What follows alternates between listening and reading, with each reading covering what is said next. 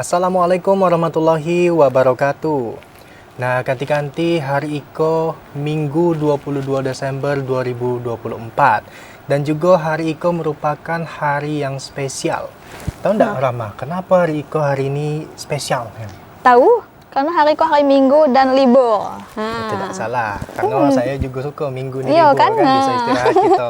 Tapi hari Iko memang ada yang kita rayakan. Apa tuh? Hari Iko kita merayakan seorang sosok yang penting yang dalam hidup kita. Siapa? Nah, hari Iko adalah hari Mama.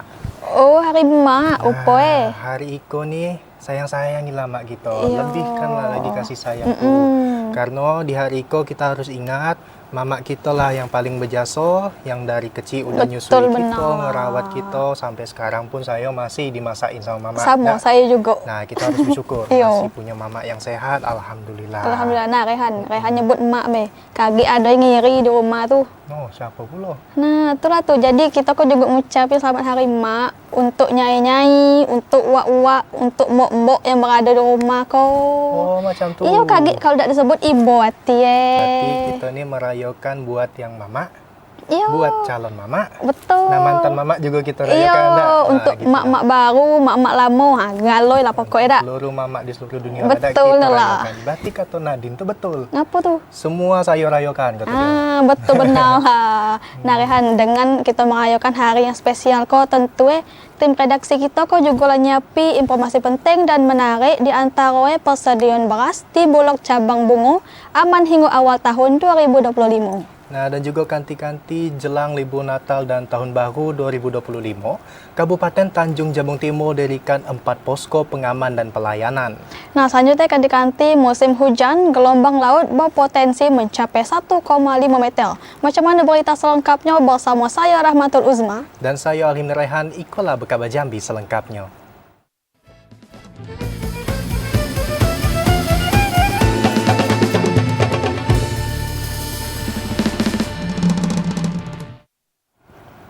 Nah, kanti-kanti mengawali Bekaba Jambi jelang Natal 2024 dan Tahun Baru 2025. Bulog Cabang Bungo mengklaim stok beras aman dan mencukupi hingga 2 bulan ke depan. Menghadapi Hari Raya Natal 2024 dan Tahun Baru 2025, Badan Urusan Logistik atau Bungo Cabang Bungo mengklaim ketersediaan pangan dalam kondisi aman. Kepala Bulog Cabang Kabupaten Bungo, Iksan Nurul Hakim mengatakan, khusus untuk beras yang ada di gudang Bulog Bungo, tepatnya di Dusun Manggis saat Iko tersedia 1.000 ton. Stok beras yang tersedia di gudang untuk saat Iko sudah lebih dari cukup untuk cadangan kebutuhan masyarakat Kabupaten Bungo jelang menghadapi Natal 2024 serta Tahun Baru 2025. Sementara Iko untuk ketersediaan kebutuhan pokok lainnya seperti minyak goreng dan gula masih dalam proses pengadaan dengan menyesuaikan kebutuhan. Stok di cabang Muara Bungo kita terdapat 1 gudang di GBB Manggis itu untuk ketahanan stok kita sampai dengan akhir tahun menghadapi Nataru. Berdasarkan perhitungan ketersediaan stok pangan penting, Bulog Bungo mengklaim stok pangan akan cukup hingga akhir bulan Februari tahun 2025 dan dipastikan tidak ada kekurangan atau kekosongan stok karena proses pengadaan dilakukan secara terus-menerus sesuai dengan kebutuhan pasar. Mukriandi, TVRI Jambi melaporkan. Masih terkait berita sebelumnya, kanti-kanti sempat mengalami penurunan selama 3 bulan terakhir. Kini harga sejumlah bahan pangan di pasar tradisional di kota Jambi mengalami kenaikan. Adapun kenaikan harga bervariasi mulai dari Rp10.000 hingga Rp30.000 per kilogram. Menjelang perayaan Natal dan libur Tahun Baru 2025, harga sejumlah komoditas pangan di pasar tradisional kota Jambi mengalami kenaikan. Kenaikan harga Iko bervariasi mulai dari Rp10.000 hingga Rp30.000 per kilogram. Macam di pasar keluarga kota Jambi, cabai merah yang sebelumnya dijual Rp15 hingga Rp25.000 kini naik menjadi Rp38 hingga Rp40.000 per kilogram. Kenaikan Iko dipengaruhi sejumlah faktor, di antaranya masuknya musim penghujan serta mulai menipisnya ketersediaan barang. Seorang pedagang di pasar keluarga kota Jambi, Ina, mengatakan hampir seluruh harga jual komoditas pangan mengalami kenaikan. Naik semua nak, cabai naik, bawang merah naik, bawang putih naik, cabai rawit, pokoknya cabai-cabai naik semua. Diprediksi harga kebutuhan bahan pokok Iko akan terus mengalami kenaikan hingga libur Natal dan Tahun Baru. Para pedagang berharap pemerintah dapat menekan harga sehingga omset para pedagang tetap stabil. Yogi Ramadhani, TVRI Jambi melaporkan. Sejumlah harga kebutuhan bahan dari pasar tradisional Auduri Kota Jambi menjelang Hari Raya Natal dan Tahun Baru, harga kebutuhan bahan pokok di pasar tradisional Auduri Kota Jambi merangkak naik. Salah sikoe harga cabai rawit merah kini dijual Rp45.000 per kilogram. Sejumlah harga kebutuhan bahan pokok di pasar tradisional Auduri Kota Jambi mulai merangkak naik. Salah satunya harga cabai rawit merah yang kian melonjak naik mencapai Rp45.000 per kilogram. Sementara harga sebelumnya berkisar Rp40.000 per kilogram. Kemudian juga harga cabai merah biasa dijual Rp20.000 per kilogram, kini kok menjadi Rp35.000 per kilogram. Naiknya harga cabai Iko sudah terjadi sejak 1 pekan terakhir menjelang Natal dan Tahun Baru. Seorang pedagang cabai, Sonia, mengatakan, naiknya harga cabai Iko karena jumlah pasokan yang mulai menipis, sehingga pedagang sulit untuk mencari cabai di tingkat agen maupun petani. Diperkirakan harga cabai akan terus melonjak naik hingga beberapa hari ke depan, menjelang Natal dan Tahun Baru. Diharapkan pemerintah dapat mengintervensi harga agar tidak melambung tinggi. Joko, TVRI Jambi melaporkan. Kita beralih pula ke Kabupaten Kerinci, Kanti jelang Natal dan Tahun Baru, harga ayam potong di pasar tradisional Kabupaten Kerinci merangkak naik. Kenaikan harga Iko dipicu oleh keterbatasan stok dari peternak. Harga ayam potong di pasar tradisional Siulak, Kabupaten Kerinci terpantau mengalami kenaikan. Sebelumnya daging ayam potong Iko dijual dengan harga Rp35.000 per kilogram, namun kini kok mengalami kenaikan menjadi Rp40.000 per kilogram. Kenaikan harga Iko sudah terjadi sejak 3 minggu terakhir, yang dipengaruhi oleh tinggi permintaan daging ayam potong dari masyarakat menjelang pergantian tahun dan terbatasnya pasokan ayam potong dari peternak. Salah seorang pedagang, Eliawati, mengatakan harga daging ayam potong Iko sudah berangsur mengalami kenaikan sejak 1 bulan terakhir. Menurut pedagang juga, kenaikan harga Iko selalu terjadi saat perayaan Hari Besar Keagamaan dan Tahun Baru. Berapa, Bu? Sekarang 40. Naik tuh, Bu? Iya naik. Sebelumnya berapa, Bu? Belum 35. Udah berapa lama kenaikannya tuh, Bu? Sekitar 3 minggu lah. Meski harga daging ayam potong Iko naik, namun diakui oleh pedagang daya beli masyarakat masih stabil, di mana dalam satu hari mereka mampu menjual 150 hingga 200 kg daging ayam potong. Ilwan, TVRI Jambi melaporkan. Buat kanti-kanti yang pengen belanja untuk bersiap ngerayokan akhir tahun nanti sama Natal dan Tahun Baru, nah kanti-kanti bisa belanja di pasar murah yang digelar di kawasan Tugu Keris Siginjai. Karena kemarin Iko warga Kota Jambi serbu pasar murah Iko yang digelar di kawasan Tugu Keris Siginjai. Masyarakat berharap pasar murah selalu digelar pemerintah di saat harga bahan pokok melonjak naik. Jelang Natal dan Tahun Baru, pemerintah Kota Jambi gelar pasar murah di kawasan Tugu Keris Siginjai Rabu pagi. Bahan pokok yang dijual cenderung lebih murah sehingga membuat masyarakat menyerbu pasar murah tersebut. Salah satu komoditas yang dijual Iko cabai merah dengan harga Rp38.000 per kilogram. Sementara jika dibandingkan dengan harga di pasar tradisional mencapai Rp45.000 per kilogram. Kemudian harga beras premium hanya dijual Rp65.000 per kilogram, sementara harga di pasar mencapai Rp77.000 per kilogram. Salah seorang warga Kota Jambi, Sal, mengaku terbantu dengan adanya pasar murah. Diharapkan pemerintah terus melakukan gerakan pasar murah agar setiap hari besar tidak ada lonjakan harga bahan pokok. Karena kan sangat beda harganya, Mas. Dari kayak di Jamtos, di mana-mana itu beda harganya dengan di sini. Kalau di sini lebih murah, Bu? Sangat murah. Selain cabai dan beras, pada pasar murah Iko juga menjual daging ayam segar, minyak goreng, bawang merah, bawang putih, dan sejumlah kebutuhan bahan pokok lainnya. Joko, TVRI Jambi melaporkan. Nah, kalau tadi beritanya tentang harga cabai, harga ayam, dan lain-lainnya, kali kok kita beralih pula ke gas subsidi kanti-kanti Dinas Perindustrian, Perdagangan UMKM dan Koperasi Kabupaten Sarolangun akan lakukan operasi pasar gas bersubsidi 3 kg. Operasi pasar IKO dilakukan guna mengantisipasi kelangkaan dan naik harga LPG 3 kg jelang akhir tahun 2024. Untuk mengantisipasi kelangkaan LPG bersubsidi 3 kg di pasar, Pemkab Sarolangun melalui Diskoperindak UMKM akan melakukan operasi pasar bersama PT Pertamina Persero. Sekretaris Diskoperindak UMKM Sarolangun, Imran, mengatakan berdasarkan hasil pemantauan, harga dan ketersediaan LPG 3 kg IKO masih normal dan masih mencukupi. Dalam pelaksanaan operasi pasar, PHE akan bekerjasama dengan pemerintah kecamatan, desa dan kelurahan untuk memetakan lokasi di operasi pasar. Pemetaan IKO dilakukan agar distribusi gas bersubsidi efektif dan tepat sasaran. Cuma memang itu terkait dengan kelangkaan, maka itu sering terjadinya kenaikan harga akibat kelangkaan. Kalau dari Pertamina tidak naik. Nah, cuma ini memang kita lakukan pemantauan di lapangan. Ini kalaupun dia naik harganya, maka kita segera berkomunikasi. Kurangnya pasokan dan mahalnya harga LPG 3 kg di pasar disebabkan beberapa faktor. Di antara tidak sebandingnya permintaan dan konsumsi masyarakat. Edi Kusnadi, TVRI Jambi melaporkan. Sementara itu, kanti-kanti jelang libur Natal dan Tahun Baru 2025, Kabupaten Tanjung Jabung Timur dirikan 4 posko pengaman dan pelayanan. Posko IKO akan mulai aktif pada Senin 23 Desember 2024.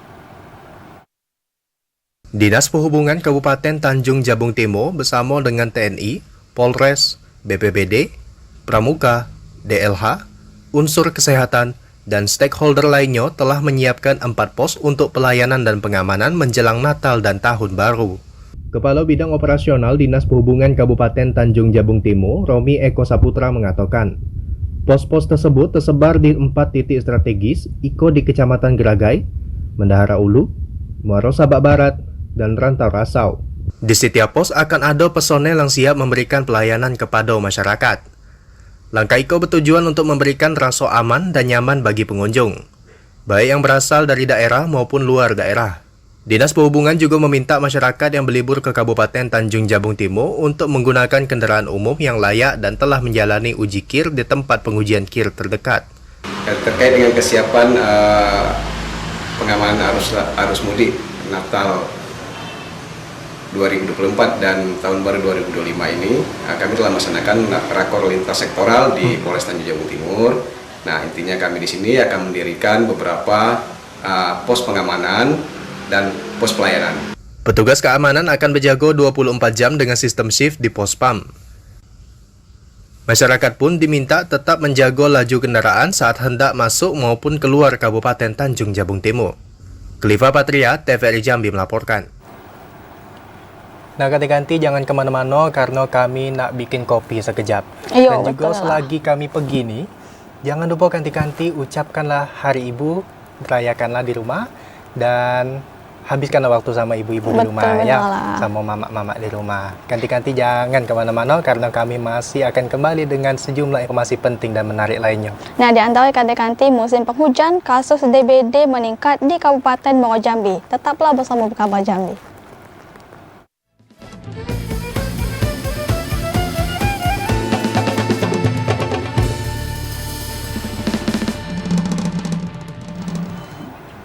Terima kasih Kanti karena masih setia tertonggok depan TV, apalagi lamut kopi tadi kan. Nah, enak benar lah minum kopi sambil nonton Kabar Jambi.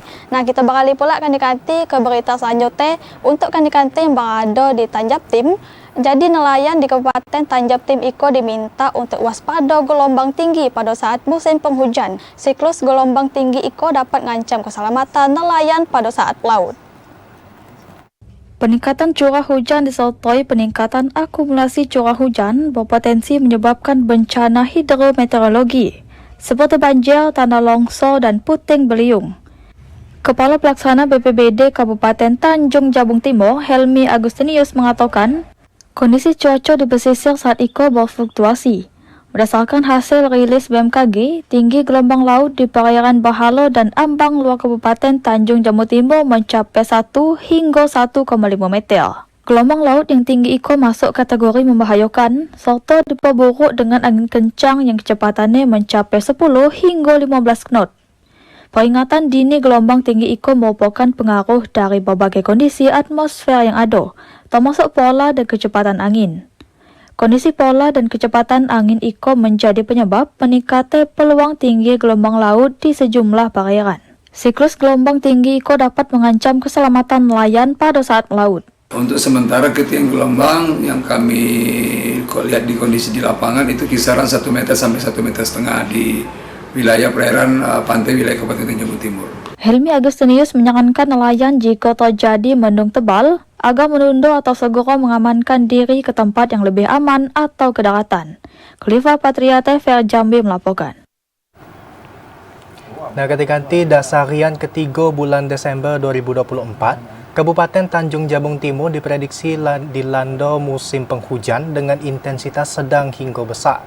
Masyarakat diminta untuk selalu waspada dan BPBD siap turunkan tim reaksi cepat.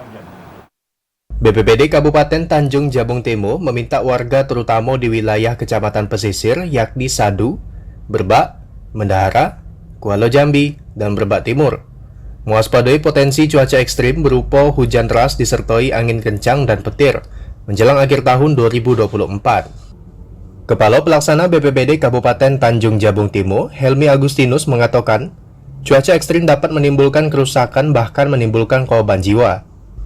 Berdasarkan rilis BMKG, Kabupaten Tanjung Jabung Timur diprediksi akan dilanda cuaca ekstrim tahunan tersebut mulai dari dasarian ketiga bulan Desember 2024 hingga Januari 2025. Sementara potensi La Nina lemah diprediksi berlangsung hingga periode Februari, Maret, April 2025. Berdasarkan pengalaman akhir tahun 2023 hingga Januari 2024, BPBD Kabupaten Tanjung Jabung Timur mencatat ada 2.648 kepala keluarga yang terdampak banjir kiriman dari huluan sungai Batanghari di Kecamatan Berbak, Berantau Rasau, dan Geragai. BPBD mengakui telah menyiapkan puluhan personel tim reaksi cepat yang akan diterjunkan di kecamatan terdampak bencana alam. Sejumlah sarana dan prasarana peralatan pun telah dipersiapkan di BPBD Kabupaten Tanjung Jabung Timur. Kliva Patria, TVRI Jambi melaporkan. Nah, kanti memang kini kok kita akan banyak menghadapi macam-macam bencana kanti. Untuk itu Pemkab Sawalangun lakukan berbagai persiapan dalam menghadapi bencana hidrometeorologi. Kesiapsiagaan dalam menghadapi bencana merupakan tanggung jawab bersama sehingga memerlukan antisipasi sejak dini. Meski sejak awal Desember hingga saat itu wilayah Kabupaten Sawalangun minim diguyur hujan, namun pemerintah daerah telah melakukan kesiapsiagaan dalam menghadapi dan memasuki musim penghujan. Upaya itu dilakukan untuk meningkatkan Kabupaten Sawalangun merupakan daerah yang berpotensi dan rentan terjadi bencana alam macam banjir, longsor, pohon roboh, dan angin kencang. Kesiapsiagaan dalam menghadapi bencana merupakan tanggung jawab bersama sehingga perlu diantisipasi sejak dini. Kabid Kedaruratan dan Logistik BPBD Sawalangun, Yan Aswadi mengatakan rapat koordinasi dilaksanakan untuk meminimalisir dampak bencana dan melaksanakan mitigasi struktural dan non-struktural dalam menghadapi bencana hidrometeorologi pada pergantian tahun 2024. Berdasarkan prediksi BMKG Provinsi Jambi, Kabupaten Sawalangun memasuki fase peralihan musim pada Minggu ketiga Desember 2024. Sementara pada puncak musim hujan bakal terjadi pada Februari 2025. Kemarin kami telah melaksanakan rapat bersama stakeholder seluruh pihak terkait dalam rangka persiapan menghadapi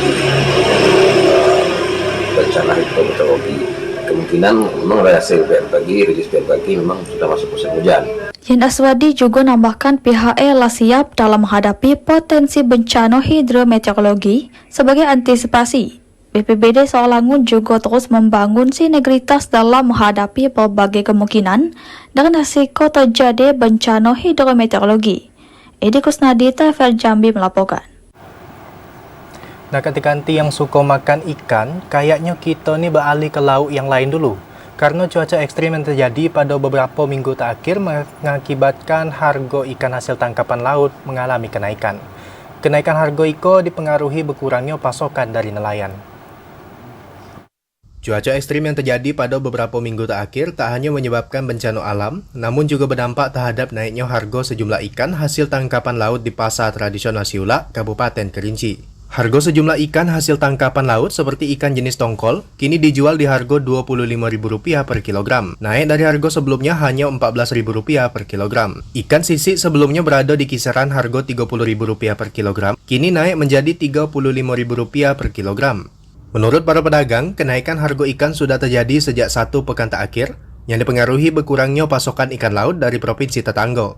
Berbeda dengan ikan hasil tangkapan laut, ikan air tawar jenis nila justru masih masih stabil, di harga Rp40.000 per kilogram. Stabilnya harga ikan disebabkan berlimpahnya hasil budidaya ikan, baik dari Danau Kerinci maupun Keramba. Untuk harga ikan ini ada kenaikan, Pak? Ikan nila kita beli 32, kita jual 35. Naiknya harga, orang belanja kurang ikan barau. Kami beli ke danau itu mahal, itu ke tangkas jual mahal. Harga jualnya berapa? Harga jualnya kalau sepi orang jualan itu nak, kalau kurang ikan itu kan dapat jual ke 10. Kalau kadang 60. Kenaikan harga ikan diprediksi masih akan terus terjadi seiring semakin mendekatinya hari libur Natal dan Tahun Baru. Ilwan TVRI Jambi melaporkan. Kanti musim hujan yang terjadi sejak beberapa bulan terakhir mengakibatkan naik kasus DBD di Muaro Jambi. Pada periode Januari hingga November 2024, jumlah kasus DBD di Muaro Jambi mencapai 136 kasus.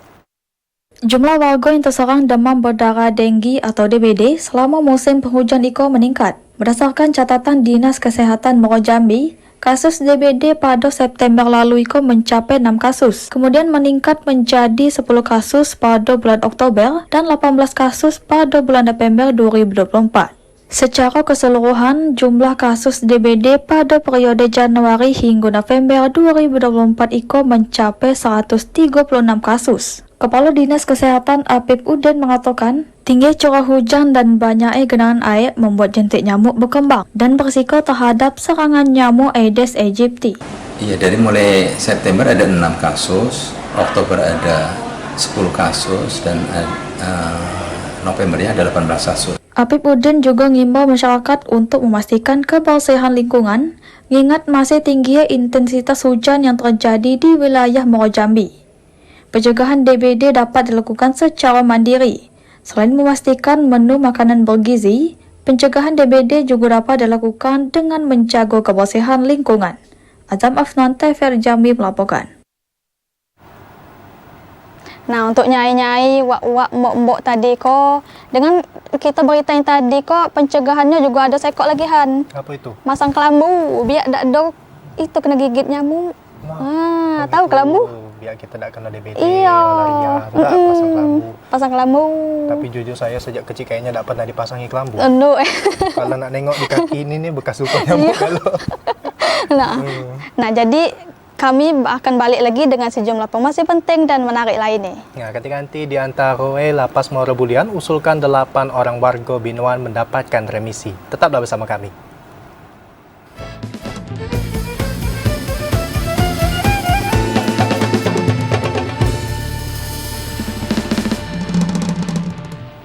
Nah, ketika nanti terima kasih masih Nian setia dengan kami nonton Bekaba Jambi. Saya nih sayang Nian lah sama kanti-kanti kita di rumah. Setia Nian nonton kita dari awal sampai akhir. Setianya nih dak macam ini, macam kasih sayang ibu kepada anaknya. Tak habis sepanjang masa. Nah, ketika nanti sayangnya kami habis jam 3. Iyalah pula, tak apa-apa tapi kan. Makasih lah dak kanti-kanti ini memang setianya luar biasa Nian. Nah, ketika nanti kita beralih ke informasi selanjutnya, Badan Penanggulangan Bencana Daerah Kabupaten Sarolangun hingga saat itu belum menetapi status kebencanaan.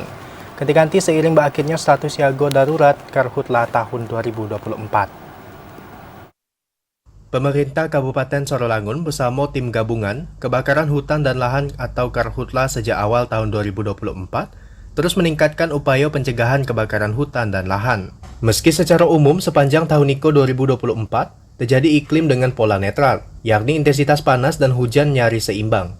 Dari hasil pemantauan satelit Aquaterra serta laporan dari BMKG Provinsi Jambi, menggambarkan sejak Januari 2024 hingga pekan kedua di bulan Desember 2024. Tercatat 306 titik panas yang muncul di wilayah dalam Kabupaten Sarolangun.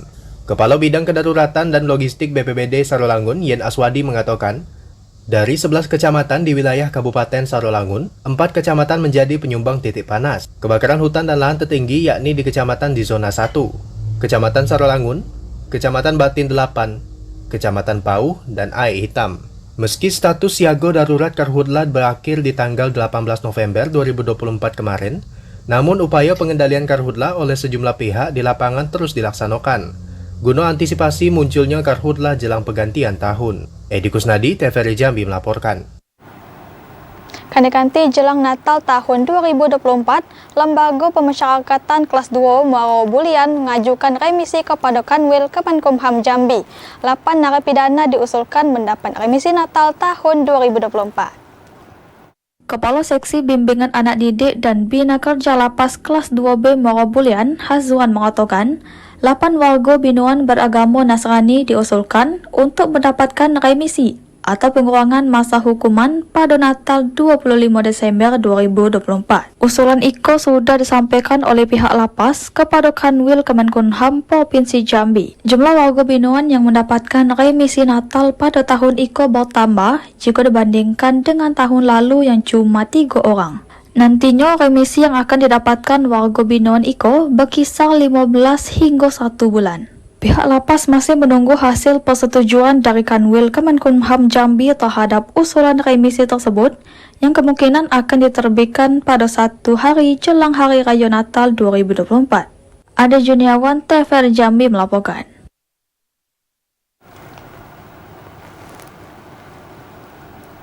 Nah, sementara itu kanti-kanti akses jalan penghubung di Kecamatan Geragai makin mantap.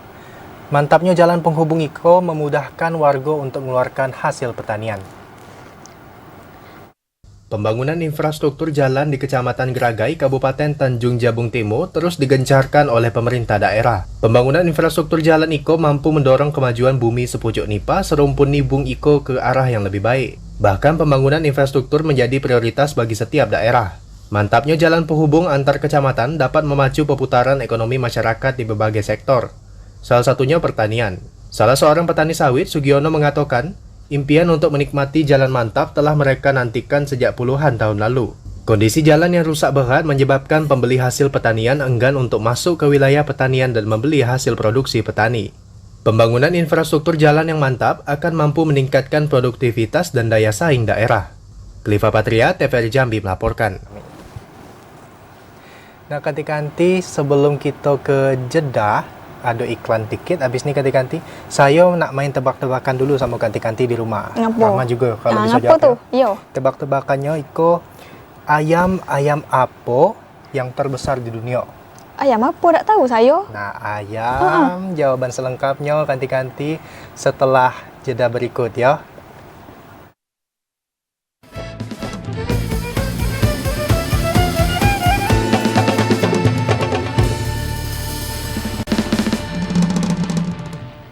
Nah Rehan, saya kok masih bingung. Apa tadi itu jawabannya? Nah, jawaban teka-tekinya Apa tadi kan tuh? gini kan. Yo. Ayam apa yang terbesar sedunia? Iyo, Ya apa kan? tuh? Jawabannya tuh ayam semesta. Uma, tuh apa jawabannya? Rehan kalau cocoknya lah jadi bapak-bapak. Sama Aduh. macam ayah saya di rumah tuh. Berarti bapak kalau lagi nonton ketawa lah. Iyo, cocok benar lah. Nah Rehan, kagik pula kita minta berdebat ya. Karena kabar baik bagi para pekerja atau buruh di Kabupaten Muaro Jambi, Pemkab Muaro Jambi menetapkan UMK untuk tahun 2025 naik jadi Rp3.378.620 atau naik sebesar 6,5%. Pemerintah Kabupaten Muaro Jambi resmi menetapkan upah minimum kabupaten atau UMK pada tahun 2025 menjadi Rp3.378.620 atau naik sebesar 6,5% dari tahun sebelumnya. Pada tahun 2024, UMK Muaro Jambi di angka Rp3.172.413 Jumlah UMK tersebut berdasarkan penghitungan angka yang dilakukan oleh Dewan Pengupahan Moro Jambi bersama pemerintah Moro Jambi sesuai dengan peraturan pemerintah. Kabid Hubungan Industrial dan Jamsostek Disnaker Trans Muhammad Amin mengatakan, penetapan UMK IKO berdasarkan rumus yang telah ditentukan, yaitu melihat dari pertumbuhan ekonomi, inflasi daerah dan kebutuhan anggaran rumah tangga. Upah minimum Kabupaten Moro Jambi untuk tahun 2025 sebagaimana pidato Presiden Republik Indonesia dan ditambah Surat Permenaker nomor 16 tahun 2024, kita berdasarkan surat edaran kita menaikkan upah sebesar 6,5%. Setelah hasil perhitungan Dewan Pengupahan IKO, Pemkab Moro Jambi akan menyampaikan kepada Dewan Pengupahan Provinsi agar ditetapkan segera UMK Moro Jambi IKO untuk tahun 2025 yang nilainya mengalami kenaikan sebesar Rp206.207. Azab Mafnan, TVRI Jambi melaporkan. Ganti-ganti dengan naiknya UMK di Provinsi Jambi tadi, semoga kita selaku masyarakat Jambi bisa menjadi masyarakat yang lebih maju dan sejahtera. Amin ya Rabbal Alamin. Nah, informasi selanjutnya ganti-ganti, pemerintah Kota Jambi masih gelar tes seleksi pegawai pemerintah dengan perjanjian kerja atau P3K tahun 2024. Pada hari kedua pelaksanaan tes, ada 3 peserta yang dinyatakan gagal karena tidak mengikuti ujian. Hari kedua pelaksanaan tes ujian kompetensi pegawai pemerintah dengan perjanjian kerja atau P3K Kota Jambi. Ada 3 peserta yang dinyatakan gagal karena tidak hadir saat ujian dan terlambat melakukan registrasi. Kepala Bidang Pengadaan, Pemberhentian dan Informasi Badan Kepegawaian Pengembangan Sumber Daya Manusia Daerah Kota Jambi, Andika Wahyu mengatakan bila peserta tidak mengikuti ujian kompetensi langsung dinyatakan gagal. Pasalnya, seluruh peserta telah diimbau untuk hadir 90 menit sebelum ujian dimulai. Diharapkan hingga sesi terakhir pelaksanaan ujian kompetensi P3K tahun 2024 dapat hadir dan menjawab soal dengan maksimal. Untuk pemerintah Kota Jambi yang dimulai dari hari Minggu kemarin tanggal 15 dan hari ini Senin tanggal 16 tidak ada kendala di lokasi ujian untuk pelaksanaan lancar. Sementara itu, pemerintah Kota Jambi akan mengkaji kembali peserta P3K yang dinyatakan gagal untuk diangkat sebagai P3K paruh waktu. Joko, TVRI Jambi melaporkan. Kanti-kanti yang berada di rumah, jangan beralih dulu dari Berkabar Jambi, karena kami masih akan balik dengan sejumlah informasi penting dan menarik lainnya. Di antara Bea Cukai Jambi musnahkan barang ilegal yang merugikan negara senilai 5,8 miliar rupiah. Tetaplah bersama kami.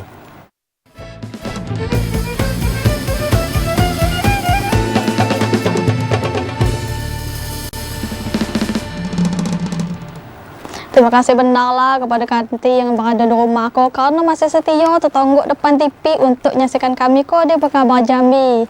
Nah, kanti kita beralih pula ke berita selanjutnya.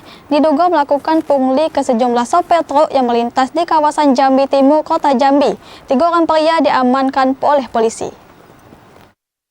Tim gabungan Polda Jambi balik menggelar razia penyakit masyarakat di Kota Jambi pada Minggu malam. Pada razia itu, petugas menyisir di jalur pelintasan Simpang Gado-Gado, Kecamatan Jambi Timur, Kota Jambi, yang disinyalir menjadi tempat pemungutan liar kendaraan angkatan tambang. Dari razia itu, petugas mendapati 3 orang pria yang diduga melakukan pungli terhadap para sopir truk yang sedang melintas. Ketiga tertangkap tangan sedang minta duit kepada sejumlah sopir truk yang sedang melintas. Tidak hanya itu, dari pemeriksaan dan penggeledahan polisi mendapati salah seorang pria memiliki senjata tajam. Untuk kepentingan pemeriksaan lebih lanjut, para pelaku pungli itu langsung digelandang langsung ke Mapolda Jambi. Salah seorang sopir truk mengaku resah atas keberadaan pelaku pungli dan sering mengancam jika tidak diberikan duit pada saat melintas. Dia berharap dengan dilakukan penindakan IKO tidak ada lagi pelaku pungli yang meresahkan para sopir truk yang sedang melakukan bongkar muatan. Ada yang kecil-kecil itu kadang akto kadang. Kami dapat gila. Sementara itu, Kasub Satgas Tindak Ops Pekat Polda Jambi, AKP Riko Antomi menyebut, penindakan terhadap pelaku pungli tersebut menindaklanjuti laporan sebagian besar sopir truk dan warga yang resah atas keberadaan pelaku pungli. Malam ini kita berhasil mengamankan pungli, ya kan? Pungli berdasarkan informasi dari masyarakat yang cukup yang meresahkan masyarakat dan juga para supir. Ya. Razia penyakit masyarakat IKO akan terus ditingkatkan petugas kepolisian hingga beberapa hari ke depan. Dengan harapan aksi tersebut dapat diminimalisir jelang perayaan Natal dan Tahun Baru. Ashar TVRI Jambi melaporkan. Sementara itu, kanti-kanti Kejaksaan Negeri Kota Sungai Penuh mengamankan seorang tersangka kasus korupsi dana pembangunan Stadion Mini. Tersangka Iko berinisial DFJ merupakan pengelola anggaran sekaligus Kepala Dinas Pemuda dan Olahraga Kota Sungai Penuh. Kejaksaan Negeri Kota Sungai Penuh menetapkan satu tersangka kasus korupsi pembangunan Stadion Mini yang berada di Kecamatan Sungai Bungkal. Kajari Kota Sungai Penuh Sukma Jaya Negara mengatakan pelaku ditetapkan sebagai tersangka setelah dilakukan pemeriksaan selama 9 jam. Penyidik menetapkan status DFJ sebagai tersangka dalam kasus korupsi pembangunan Stadion Mini Kota Sungai Penuh. Saat penetapan status, tersangka tiba-tiba pingsan dan dilarikan ke rumah sakit untuk dilakukan perawatan medis.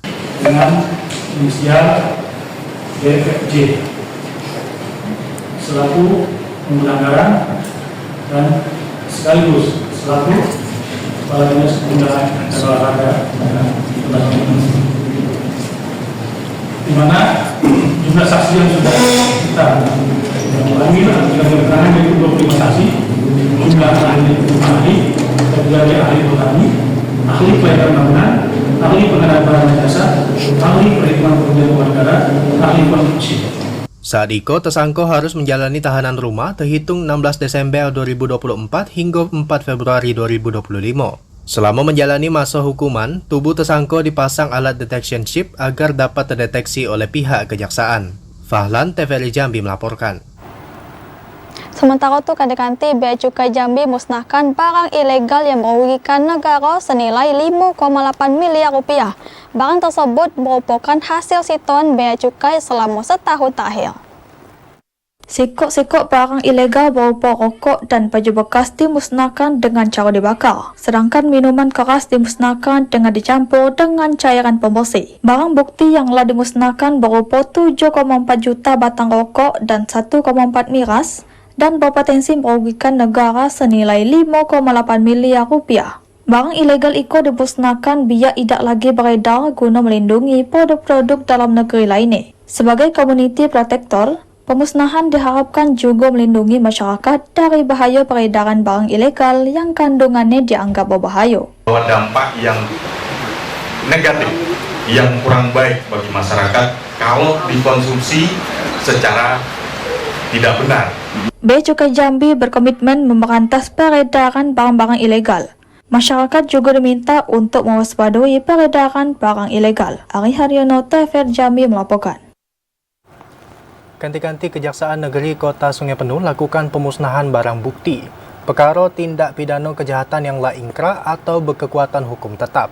Barang bukti Iko yang dimusnahkan Iko berasal dari 29 perkara, yakni 10 barang bukti perkara narkotika, 13 tindak pidana umum lainnya, dan 6 tindak pidana ringan.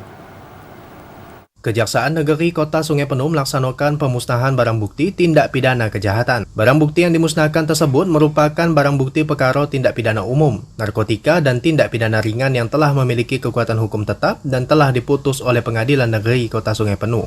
Pemusnahan barang bukti hasil tindak kejahatan Iko dilakukan dengan cara dihancurkan dan dibakar. Pemusnahan barang bukti Iko diawasi oleh Satuan Polres Kerinci, Kodim 0417, Rutan Kelas 2B Kota Sungai Penuh, dan Pengadilan Negeri Kota Sungai Penuh. Kepala Kejaksaan Negeri Kota Sungai Penuh Sukma Jaya Negara mengatakan, barang bukti yang dimusnahkan Iko diantaranya 22,5 gram sabu, 3,22 gram ganja, 3.120 butir tablet heksimer, handphone, pakaian, dan minuman beralkohol. Kejaksaan Negeri Sungai Penuh tanggal 16 Desember 2004 memusnahkan barang bukti yang telah berkekuatan hukum tetap atau sudah inkrah. Sukma Jaya Negara berharap pemusnahan barang bukti Iko dapat mengurangi jumlah tindak pidana kejahatan, baik di Kota Sungai Penuh maupun di Kabupaten Kerinci. Fahlan TVRI Jambi melaporkan. Nah, Rahma, memang Ngapa? sudah sepatutnya Mm-mm. kita nih apresiasilah semua usaha ya kejaksaan-kejaksaan Iyo. dan semua aparat hukum yang ada di negara kita nih. Mm-mm, Karena betulnya memang lah. usaha mereka tuh sudah bisa memberantas berbagai macam Iyo, kejahatan. macam-macam. Dan juga berbagai kejaksaan di Provinsi Jambi ini memang sudah ngelakuin banyak pemusnahan barang-barang Iyo. bukti. Kok patutlah kita apresiasi. Jadi Betul, kan benar lah. barang-barang haram nih kan Mm-mm. jangan sampai disalahgunakan sama Iyo, orang-orang betul, lain lagi benar kan. lah. Cuman itulah Apa jangan tuh? coba-coba musnahin dewek. Nah, iya misalnya lah. apa Rahma apa ketemu di bawah kursi apa Iyo, kayak mana barang-barang haram tuh jangan coba-coba musnahin dewek, enak kasih polisi. Betul lah pula Tahu tak dah. kenapa? Kenapa? Agak Rahma salah pula caranya. Agak misal Rahma Kenapa? ketemu daun ganja nih misal. Iyo. Agak Rahma bakar pula. Unduk Baju satu rumah mabuk agak. Nyok satu rumah, sekampung kena lagi. Yo, kita Iyo. harus percaya kasihlah barang tuh kalau ketemu kasih ke yang berwenang. Betul benar lah. Nah, itulah kanti-kanti informasi tadi juga sekaligus menutup perjumpaan kita pada Bekaba Jambi. Terima kasih dan pada akhirnya saya Alif Rehan. Dan saya Rahmatul Uzma bersama Kabat Kajian sedang bertugas pamit undur diri. Terima kasih. Wassalamualaikum warahmatullahi wabarakatuh dan sampai jumpa.